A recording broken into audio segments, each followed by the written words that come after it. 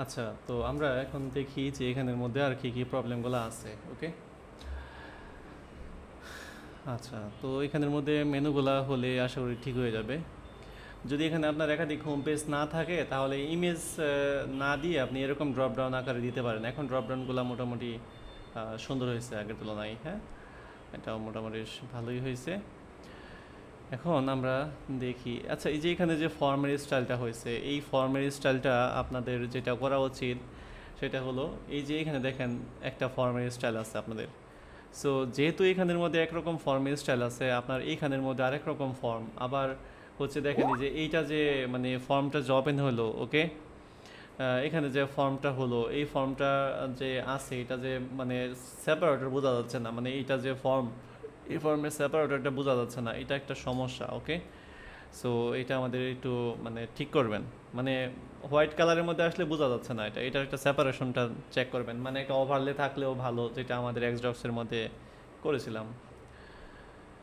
ওকে, আর এই যে এগুলার স্টাইলিংগুলা সুন্দর হয় না। এই স্টাইলিংগুলা আসলে যেটা করা দরকার, যে এখানে পিওর হোয়াইট কালার এখানে ইউজ না করে, আর এখানে আমাদের 2024 ইউজ করবেন। পিওর হোয়াইট কালার আসলে এইভাবে বর্ডার ব্ল্যাক কালারের মধ্যে পিওর হোয়াইট কালার এইভাবে না দেওয়াটাই উচিত। আর এগুলোর মধ্যে অনেক গ্যাপ আছে, এগুলো গ্যাপিংগুলো আর একটু কমান, ঠিক আছে, আর একটু কমিয়ে দেন, ভালো লাগবে। আর এই যে এইখানে যে এইগুলো আছে, এগুলো কালার হালকা কালার করবেন। এই যে এই টাইপের বর্ডার কালার দিতে পারেন, দিয়ে দেখতে পারেন কীরকম আসে। হ্যাঁ, মানে ব্ল্যাক কালারের মধ্যে বর্ডার কালার এত বেশি দেওয়ার দরকার নেই। আচ্ছা,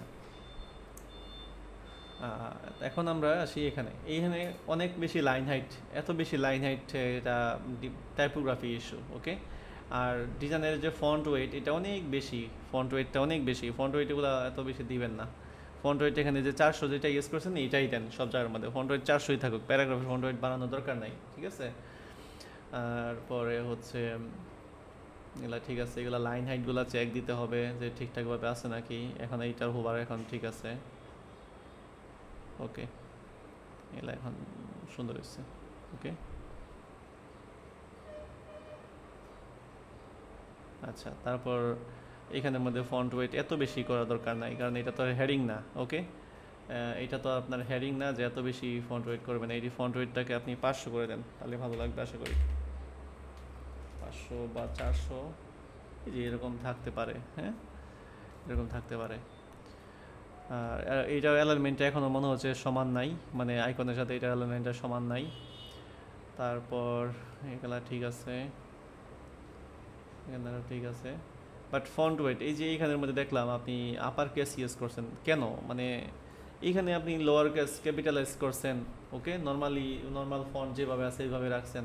তো এইখানে এসে আবার আপার কেস কেন? এইগুলা কিন্তু আসলে মানে অ্যাজ এ ডিজাইন করছেন, ডিজাইনের যেটা আগে জানা দরকার সেটা হচ্ছে যে এখানের মধ্যে আমার ডিজাইনটা টাইপোগ্রাফিটা কীরকম টাইপের। আমি মন চাইলে এক এক জায়গার মধ্যে এক এক রকম করে দিতে পারবো না, তাহলে আমার থিমের এই যে বলি না আমরা যে আমাদের ডিজাইন তো মোটামুটি ভালো বাট রিজেক্ট হয় কেন, এই যে এরকম ধরনের বিগ মিস্টেকের কারণে আপনাদের ডিজাইনগুলো রিজেক্ট হয়।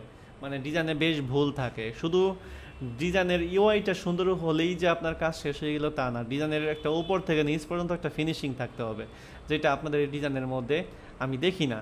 এটা হচ্ছে আপনাদের ডিজাইনের মেন সমস্যা। এই যে এখানে আপার কেস আছে, এখানে আবার দেখেন লোয়ার কেস আছে, ঠিক আছে, এখানে লোয়ার কেস, নিচে এসে আবার আপার কেস।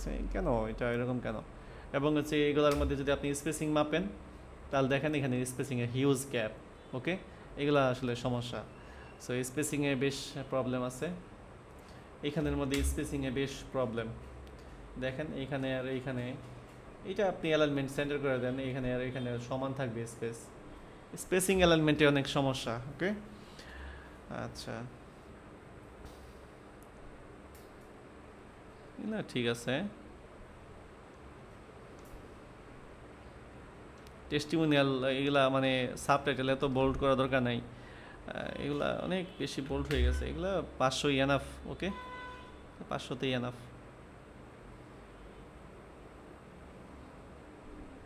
আর এখানে দুইটা বর্ডারই এরকম। ওকে, ডিজাইন নতুন শিখতেছেন তাই হয়তো বা এরকম মিস্টেক।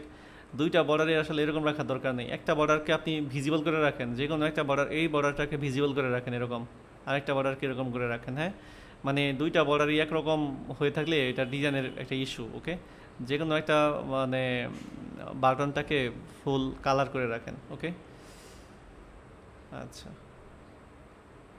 এগুলার স্পেসিংগুলো একটু কমান। আচ্ছা, এখন হোম 2-তে যাই, লাইন হাইটগুলো কমান। এগুলার দেখেন যে উইথের ডব্লুটা ছোটো হাতের আছে, এগুলো বিগ মিস্টেক। টাইপোগ্রাফিতে বেশ মিসিং আসলে। এরকম টাইপোগ্রাফি থাকলে কিন্তু আইটেম অ্যাপ্রুভ হবে না। টাইপোগ্রাফিগুলো খুবই ইম্পর্ট্যান্ট। ওকে, আপনি এক এক জায়গায় ফন্ট ওয়েট অনেক বোল্ড করছেন, এখানে বাটনের মধ্যে এসে আবার অনেক বেশি চিকন করে রাখছেন। এই বাটনটাকে মিনিমাম 500, ফন্ট ওয়েট 500 করা উচিত, যেন একটু বেশি ভিজিবল হয়। মানে আপনার এই ফন্টের চাইতে এই ফন্টের ভিজিবিলিটিটা কম। এবং এখানে যে আপনি হুবার করতেছেন, এই হুবারের মধ্যে আপনি এইখানে দেখেন কালারটা বোঝা যাচ্ছে না। ওকে, তো এইটা তো অসুবিধা, এরকম হলে তো সমস্যা। ঠিক আছে, এগুলো ঠিক করতে হবে। এরপর ফন্ট ওয়েটটা একটু ঠিক করতে হবে, ফন্ট ওয়েটটা ঠিক নাই।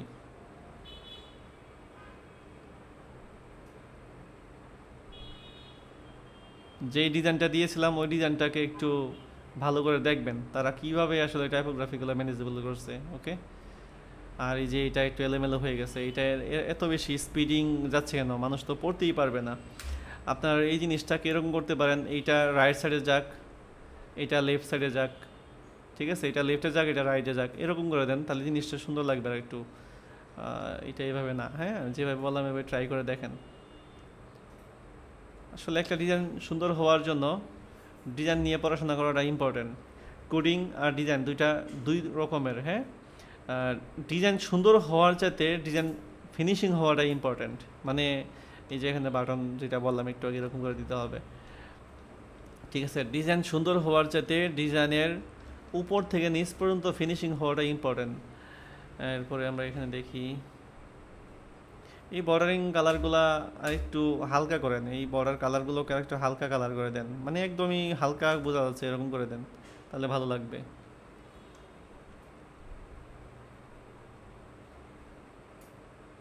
ধাপ ধাপ করে ওপেন হচ্ছে কেন? এটা হোভার দেন, মানে একটু ট্রানজিশন করে টেক্সটগুলো একটু এদিক সেদিক হয়ে আসবে, এরকম করে দেন, তাহলে ভালো লাগবে। তো এরকম হলে কিন্তু হবে না, হ্যাঁ, আর একটু সুন্দর করে দিতে হবে। আচ্ছা, তারপরে আমরা আসি টিম সিঙ্গেল।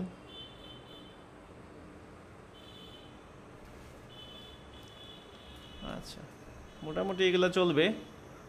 বাট এই যে হুবারের বিষয়গুলো যেন ধাপধুপ করে না আসে। দেখেন, একটা বিষয় সবসময় মাথায় রাখবেন, যখনই আমরা আইটেম রিভিউ করব বা সামথিং কিছু করব, এক জায়গার একটা ইস্যু যদি আমরা বলা হয়, যেমন এইখানে দেখেন একটা সমস্যা, এখানে ক্লিক করছি, এইখানে ক্লিক করলে এইটা হাইড হবে কেন? আবার এইখানে ক্লিক করলে এটার সাথে এটার সম্পর্কটা কি? এখানে ক্লিক করলে এইটা হাইড হবে কেন? এইখানে ক্লিক করলে এইটা ওপেন হবে, বা উপরে যেটা ছিল এটা ক্লোজ হবে, মানে এখানে কোনো একটা সমস্যা আছে। ওকে, যেটাতে ক্লিক করবে সেটাই ওপেন থাকবে, বাকিগুলো হাইড হয়ে যাবে, এরকম কিছু করেন, হ্যাঁ। আচ্ছা, আর ফাইলের নাম কোনো সময় এই যে দেখেন এফটা বড় হাতের দিয়ে রাখছেন, এফে কিউটা এফটা বড় হাতের রাখছেন, সবগুলা লোয়ার কেস হতে হবে। ঠিক আছে, আমি যে সকল বিষয়ে আপনাদেরকে শিখাই নাই ওই সকল বিষয়গুলো এখানে ইমপ্লিমেন্ট করা যাবে না। ওকে, তারপরে যাই প্রজেক্ট ডিটেলস। আরও ফন্ট ওয়েট কমান, এত ফন্ট ওয়েট 800 করার দরকার নাই তো, ফন্ট ওয়েট অনেক বেশি।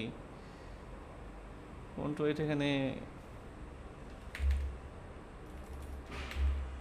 এরকম করে দেন না, 500 করে দিলেই তো এনাফ, এত বেশি মোটা ফন্ট ইউজ করেন না।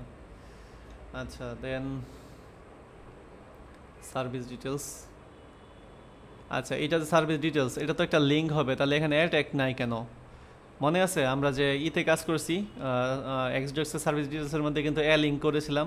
তো আপনার এখানের মধ্যে লিঙ্ক কোথায়? আর এগুলো লাফালাফি করতেছে, হুবারের সাথে ব্যাকগ্রাউন্ড কালারের সাথে আইকনের কোনো মিল নাই। ওকে, ট্রানজিশন ঠিক নাই, এগুলো ঠিক করতে হবে। এই যে এইগুলা মানে একটু বেশি ফন্ট আইকন ছোটো গেছে, আর একটু বড় করার ট্রাই করেন। এগুলা লিঙ্ক হবে, এখানে কোম্পানির রিপোর্ট মানে ডাউনলোড, এখানে ক্লিক করলে ডাউনলোড হবে, কোনো একটা ব্রোশিওর ফাইল বা কিছু একটা ডাউনলোড হবে, এটা হ্যাশ লিঙ্ক করে রাখেন আপাতত। হ্যাঁ, আগের চেয়ে বেটার হয়েছে, বাট এখনও ফিনিশিং হয় নাই। ওকে, এখনও ফিনিশিং হয় নাই। দেখি এগুলোর মধ্যে এগুলো হোভার করলে রেড কালার হবে, আপনার এখানে যে কালারগুলো আছে এরকম করবেন, এবং উপর নিচে স্পেসিংটা চেক করবেন। ব্লক ডিটেলস, লিঙ্ক নাই, এই যে এগুলা বিশাল বিশাল ভুল আছে। হ্যাঁ, এরকম ভুল থাকলে কিন্তু হবে না একথা। হ্যাঁ, না বেশ ভুল আছে। এগুলো লিঙ্ক কোথায়, এগুলো লিঙ্ক কোথায়? আমি তো এগুলো লিঙ্ক করে দেখাইছি। এই যে লিঙ্ক, আমি গত ক্লাসেও তো বলছিলাম এগুলো লিঙ্ক দিতে। এগুলো ঠিক করেন। ওকে, ডিজাইনের বেশ কিছু ভুল আছে, এগুলো একটু ঠিক করেন কাইন্ডলি। হ্যাঁ।